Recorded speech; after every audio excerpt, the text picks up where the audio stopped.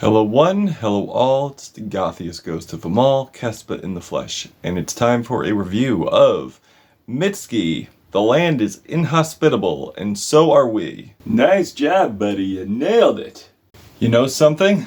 I did, didn't I? Now, can you say the title backwards? Yeah, I'm not doing that. This is the latest album from Brooklyn singer-songwriter Mitski, who left us off with Laurel Hell. Although I did feel there was completion to the tracks, I didn't think there was much in terms of originality. Although I would say it was a bit more stylistically focused than Be the Cowboy. And even though Be the Cowboy was more professionally produced, I just felt like it lacked the flavor, it lacked the consistency, and even song structure I felt needed some serious work. And there's no denying that Mitski has a very emotionally potent voice. She has a lot of range coming out of there. She has a lot of feeling coming out of there in such a low tone, which is amazing. And with her being such a captivating singer, such a emotional singer, such a very personal singer when it comes to the lyrics, I feel like this singer-songwriter Americana folk music really fits her like a glove. And while I would say this album is more stripped back,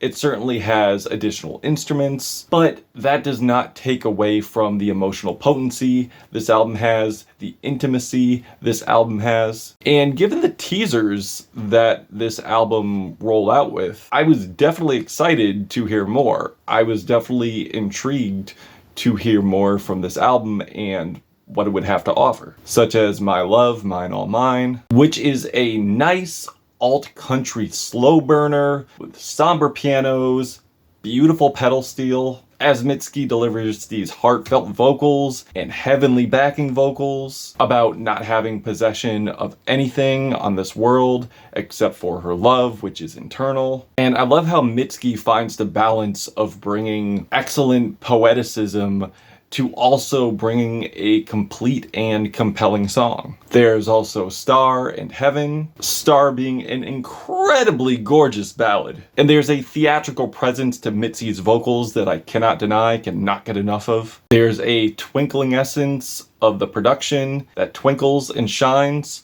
like a star. Well, that was weak. Yeah, let's see you do, wait, no, never mind. As she reminisces on a love that has concluded, but had a lot of development, had a lot of time to grow, had a lot of time to blossom, and still stores that in her memory, and something she absolutely cherishes. And it's an immensely touching sentiment. Also, the momentous production that builds this enchanting, incredible crescendo of strings. There's also Heaven, which you can make the argument it does sound like a beach house track, but with an alt-country twist. And I love the epic orchestral additions to this. It sounds very ornate, it sounds very organic and not overproduced.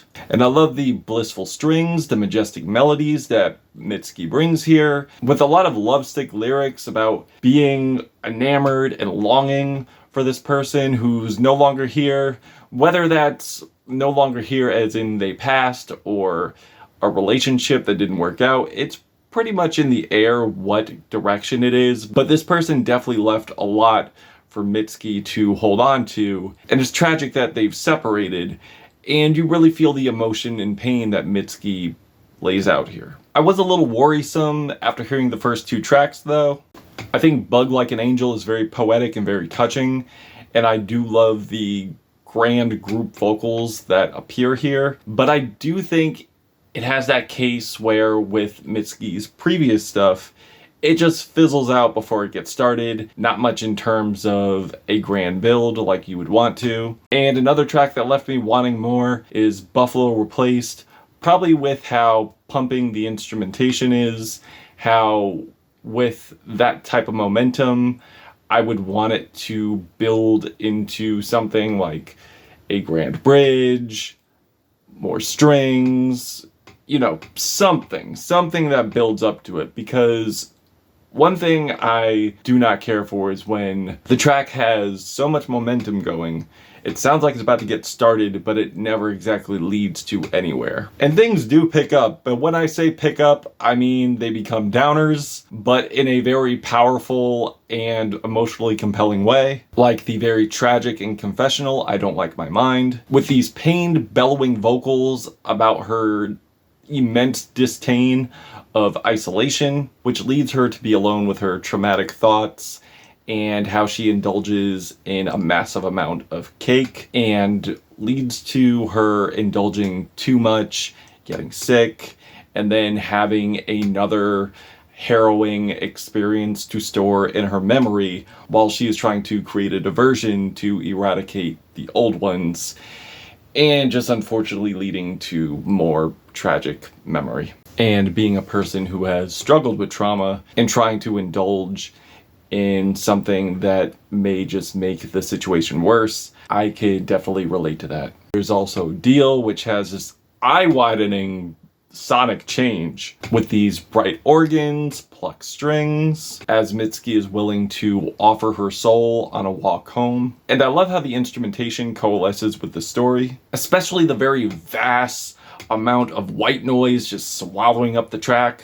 I also want to point out how throughout the course of this album you will notice Mitski is singing to a bunch of different things, be it memories, be it animals, be it the moon. It's like she's singing to the land, but as you pay attention to the title, that definitely coalesces with the theme of it all, and it definitely wraps up very nicely, which we will get into as I'm talking about this more and more. It's pretty much like she has this mental diary, and the atmosphere and the environment and everything around her, the land, is her pad, and her lyrics and her pain are her pen, and she is just filling it all out. She's filling it all out and just letting it out and holding nothing back.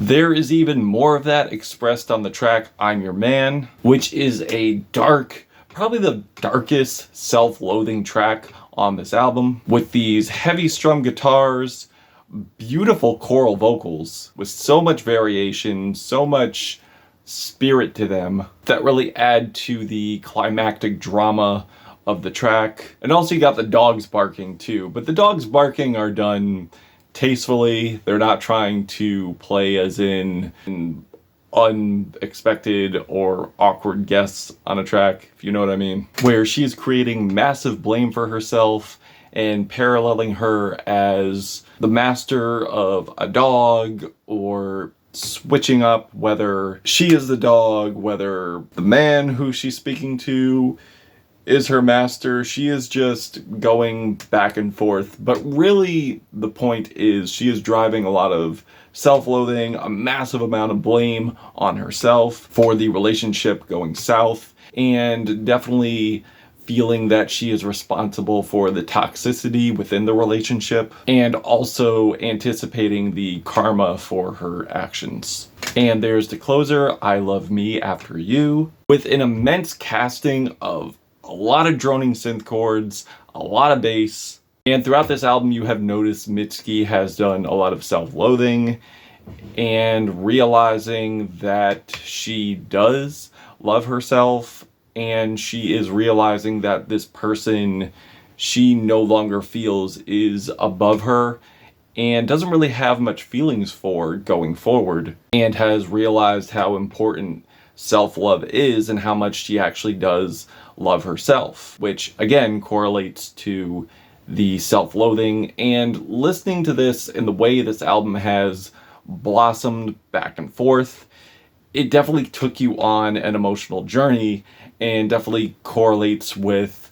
the album, with her being the land, with the atmosphere being the land and the land being inhospitable, which has definitely brought a lot of harsh realities her way, a lot of harsh memories, but she is starting to, I feel, maybe adapt to that and understand that loving herself is important to go strong, to prevail, which really nails the thematic focus of this album, which a lot of her albums have not done. There has not been a lot of thematic focus within the message she is conveying.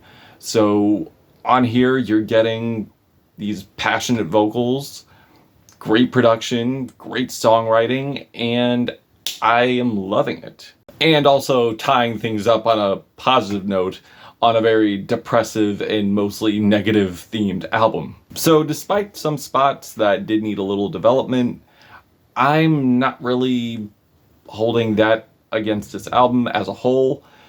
And going forward, I want to see what else Mitski can conquer, what genre-wise she could take on in a strong thematic way. Because this was great. I feel this was a massive improvement.